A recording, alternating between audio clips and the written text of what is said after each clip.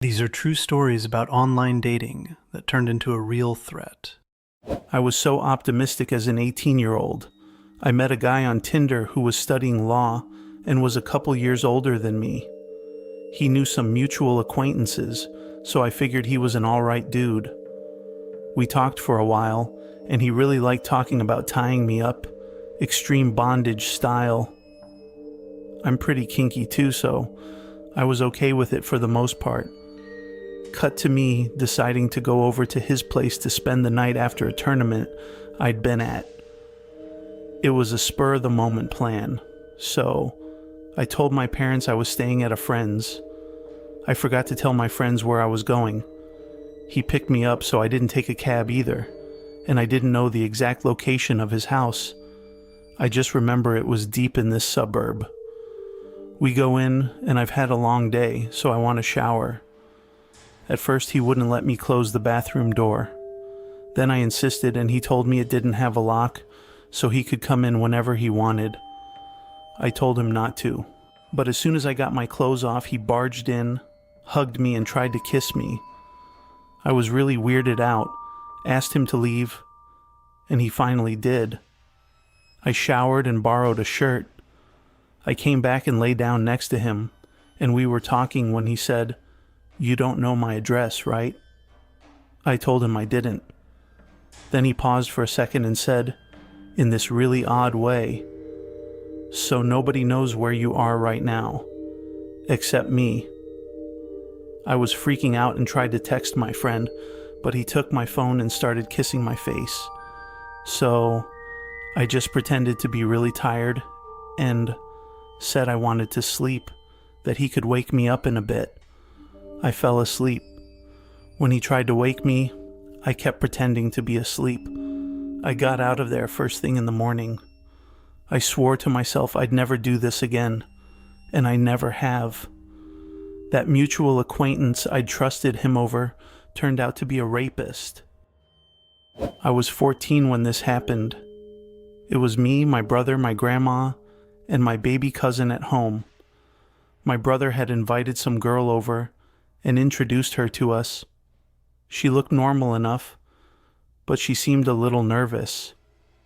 My grandma asked her a few questions and told her to just say the word if she or my brother needed anything, then sent me upstairs to give the two of them some privacy. Of course, being the nosy little sister, I snuck down the hall and looked over the banister. The girl was looking out at the backyard, asking my brother things like, "Who all lives here? Is this your house? It's so nice." I went back to my room, put on some music, and then got the urge to look out my window.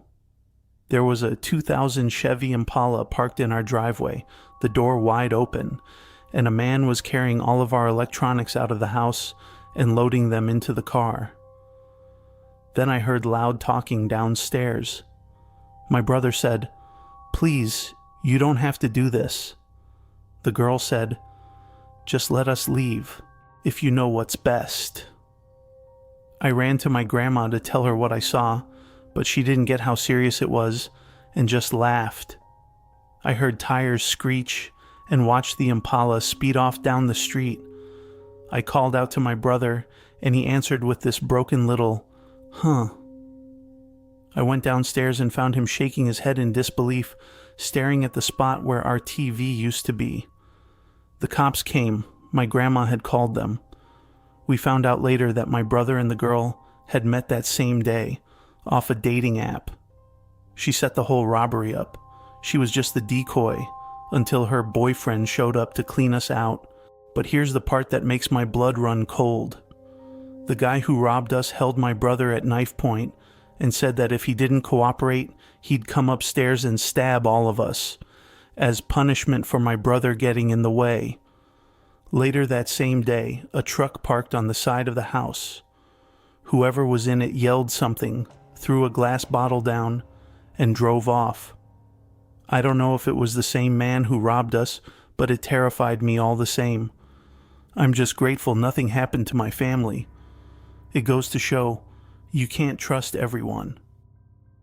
Back in the summer of 2016, I was an Instagram influencer and a single mom, and I was hosting a golf tournament for my followers. He showed up. I knew him online, another Instagram model. He was already a little drunk, but in a good mood. After the tournament, he asked me out on a date, and since my parents had my kid until the next day, I said sure. We went to a bar and grabbed some food. He was handsome, but mostly he was charming as hell. We had a beer, and then in his car, he offered me some weed. I rarely smoke, but I figured, why not? We hotboxed, then hit another bar where he was friendly with everyone and had me laughing, then the liquor store for more, and finally back to his place. I was drunk and high. We ended up in bed, and he was rough and forceful, and I was scared, but I didn't stop him. He'd driven. My car was still back at the tournament, and we were way too far for me to afford an Uber home. The next morning I went to the bathroom and noticed a long pipe running from the toilet after I flushed. He came out annoyed, because it was the watering system for the weed he and his roommate were growing. I apologized over and over, and I was scared. We went downstairs, and for the first time I really looked at the walls. There were knives and weapons used as decorations all over the house. I tried not to show my panic and waited for him to eat breakfast and drive me back to my car. In the car, I needed an excuse that wouldn't set him off. I told him I'd had a great time, and I really liked him, but my child's father had passed away, and I couldn't risk losing custody by being around someone growing weed. I let him kiss me goodbye, and I was shaking as I drove off. The very next day, he met a girl 10 years younger than us, basically an 18-year-old version of me. They dated for 3 weeks. She dumped him, and he stalked her so hard he got arrested a few times. That September, right after he got out, he went to a bar, took a girl home, and that same night, he brutally killed and mutilated her body. He's serving life now, and I still get the flashbacks. This happened in December, about a week before Christmas. I'm 32, back in college now, and with how busy I am, I mostly rely on the apps to date. I matched with a really cute girl around my age on Hinge.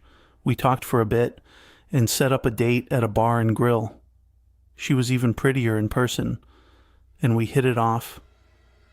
Somewhere in the conversation she mentioned she worked at the police station, not as a cop, more like a receptionist. She also told me her roommate was gone for the holidays and that she hated being alone because she had a crazy ex who used to stalk her. That put me on edge and I said so, but she waved it off, said he was harmless, so I let it go. After about an hour, she suggested we head back to her place.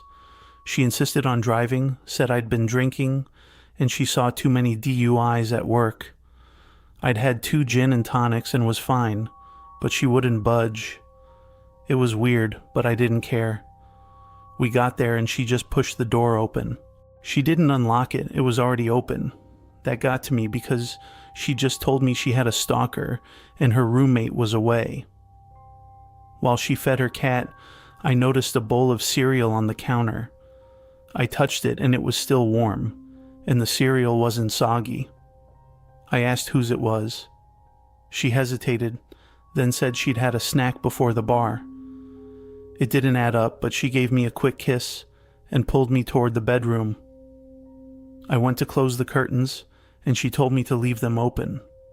A couple minutes later in bed, she suddenly gasped, a scared gasp, staring at the window. I turned around and saw someone in a hoodie take off, footsteps pounding down her back deck. I jumped up to check the doors, and the front one was unlocked again. The second I locked it, someone started banging on it. I wanted to open it and deal with the guy, but she calmly told me to come back to bed. I said, "You know that's your ex, right?" She said, "Yeah," and not to worry about it. He started banging on the wall at the other end of the house, and she wasn't scared at all. I didn't call the cops. The whole thing was off, and I kept thinking they might pull something else if I did. I couldn't leave on foot either. My car was still at the bar. The whole situation had me genuinely rattled, and I started figuring out how to get out. I quietly ordered an Uber and stayed by the door, keeping her talking. Lucky for me, I never got my pants off, and my jacket and shoes were right there. The car showed up and I just opened the door and ran. I looked back. She was standing there, watching me. It's been a month and I still don't know what I walked into. I don't buy the crazy ex story. Too much of it didn't line up. It felt like a robbery, or some weird fetish thing. I don't know. I was fresh off a bad breakup when some friends talked me into trying Tinder. I swiped for a while, and then Linda and I matched. We talked on and off for a couple weeks, and she seemed nice enough. She was a bit older than me but looked younger, and she wasn't fussed about dinner or a movie, so we just agreed to meet at a bar. Right away, she was barely recognizable from her profile pictures, a lot older, and she'd clearly put on a lot of weight. First red flag. But that wasn't the real problem. The conversation was suspiciously on point, like she'd done her homework on me. Then, before I could think of anything to say, she beat me to it. Let's talk about sex. She started asking about my sex life and my exes.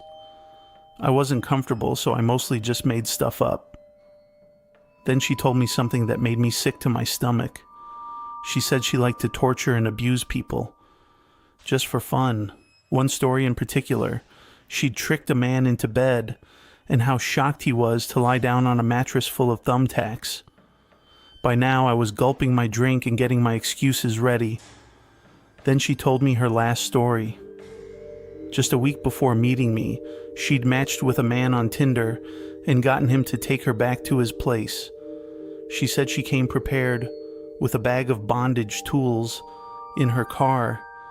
And then, to my horror, she told me she'd wrapped him in cling film, over and over, head to toe, until he was almost mummified, and then just left him there alone in his apartment. She laughed, doing an impression of his muffled pleas for help. "He's probably dead by now," she said, chuckling into her drink. That was it. I got up and left. I didn't even want to know if she was joking. She tried to kiss me, but I dodged her and got out of there as fast as I could. Safe to say I never met her again, and I hope I never do. I'm 30, female. This all happened last night into this morning. I recently relocated for work, so I'm far from home, and I don't know anyone here yet. Out of boredom, I took an Uber to a nearby bar, just to have some people around. A couple days earlier, I'd matched with a guy on a dating app, so I figured I'd invite him out. He met me at the bar, and we stayed about 3 hours. We weren't drunk, but it was a really nice evening. He was a medical technician. He had pets. We'd both been abroad to the same place once. He seemed like the perfect date. So I invited him back to my place for a glass of wine. We drove over in his car. We skipped the wine and went straight to the bedroom for a couple hours. And then it got weird. He asked if he could spend the night. I like my space when I sleep, but I said that was fine. And suddenly he got really clingy, like an 8th grader with his first girlfriend. He was cocooning me with his whole body, and out of nowhere he buried his face in my chest and said, "I love you so much." I laughed, but it was a very forced laugh. I was uncomfortable enough that I waited until he fell asleep and moved to the couch. Around 5 in the morning, he came into the living room and pitched a fit that I hadn't slept in the bed with him. I told him I was having trouble sleeping and that he was starting to get on my nerves, and asked him to leave. He didn't take the hint. He went into my fridge, helped himself to a beer, humming some song, then took my phone and demanded the password so he could call a few of his buddies over. I can't make this up. I got up and yelled at him to get out. He dropped my phone on the floor and gave me this death stare. My pet raccoon, yes, I have a raccoon, was getting scared. I got right up in his face. Leave or I'm calling the police.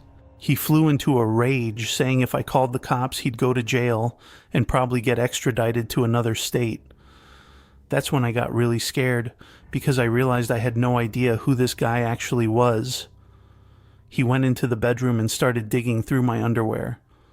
I grabbed my phone to call the police. He came out holding a pair of my panties, rushed me, and knocked the phone out of my hand. I grabbed a knife from under the coffee table and slashed at him. Missed. He burst into tears and ran. I followed just to make sure he was leaving. He got in his car and drove off. I called the police and filed a report. They ran the name he gave me. Nothing. It was fake. And his profile, his whole life story, probably was too. After a painful breakup, I decided to try Tinder and Bumble. I went on a few dates, and they were fine. This one guy on Tinder seemed nice enough, attractive, intelligent, a school teacher in the area.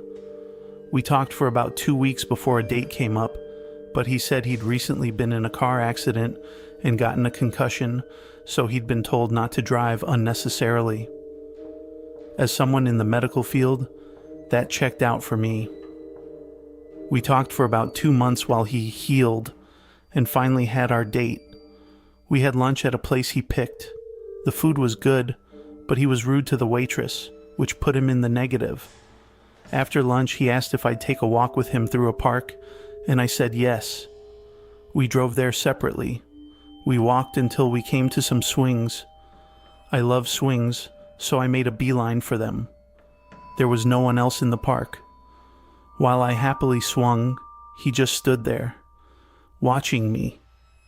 Finally, he asked, "Hey, what do you think would happen if you died right now?" "How would you feel?" I laughed, happy on the swings. "I'd be happy, I guess, huh?" Then he asked, "Well, what would you feel if someone made that happen?" I asked what he meant, and he spelled it out. "What would you feel if I made you crack your head open, falling off those swings?" After that, he started describing how he'd kill and torture me. I don't remember the specifics. I just remember thinking, there's no one here, keep him happy, and agreeing to words like scream and pain and big. Finally, a family started down the hill toward us, and I bolted, him at my heels, still babbling. I got to my car with a full audience by then, and he leaned in and said, "So I'm going to lean into you now." And I flinched away. He straightened up, got in his car, and left. I tried to report him on Tinder, but he'd already deleted his account. He never told me his last name. 2 weeks later, he texted me that my manners were horrible. I blocked him and had nightmares for weeks.